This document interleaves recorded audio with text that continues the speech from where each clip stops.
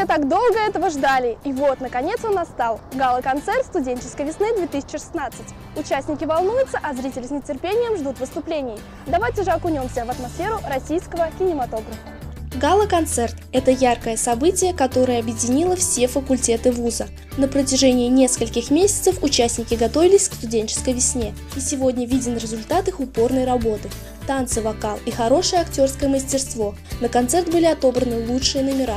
Всего их представлено 20. За 4 года моего участия организаторства студенческих весен в Башгу это одна из самых ярких весен. Точнее, один из самых ярких гала-концертов, где мы отобрали самые-самые оригинальные номера, запоминающиеся. Выступления были поделены на несколько блоков. Участники на сцене всеми силами постарались передать атмосферу кино, ведь тема нынешней студенческой весны – это российский кинематограф. Все молодцы, все постарались, все сделали максимально, что умели, что смогли. Уровень растет с каждым годом судить все тяжелее и тяжелее. Порадовало меня лично очень много неожиданных обращений к башкирскому народному искусству. Вот это меня очень порадовало. По окончании факультетам были присуждены почетные места.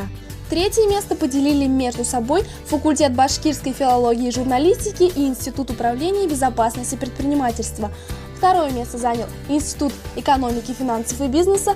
Первое место – факультет математики и информационных технологий, а главный приз Гран-при достался физико-техническому институту. Как обычно, студвесна каждый год нас удивляет, но сегодня победитель был определен, но на самом деле это не главное, кто победитель, а главное, что мы все вместе, мы все здесь, мы дружим, и все это ради хорошего настроения и ради Башгу. Я думал, что все удалось, и все довольны. Будем ждать следующего года и следующей студвесны. Студвесна прошла очень хорошо, уровень очень поднимается, очень хорошие номера были, порадовали коллективы. Я так рада, что наш факультет наконец-то занял Гран-при. У меня сейчас такие эмоции. Я очень рада и счастлива, потому что я выпускница, и то, что на 4-й курс мы заняли Гран-при, все-таки я завершила свой 4-й курс, просто замечательно.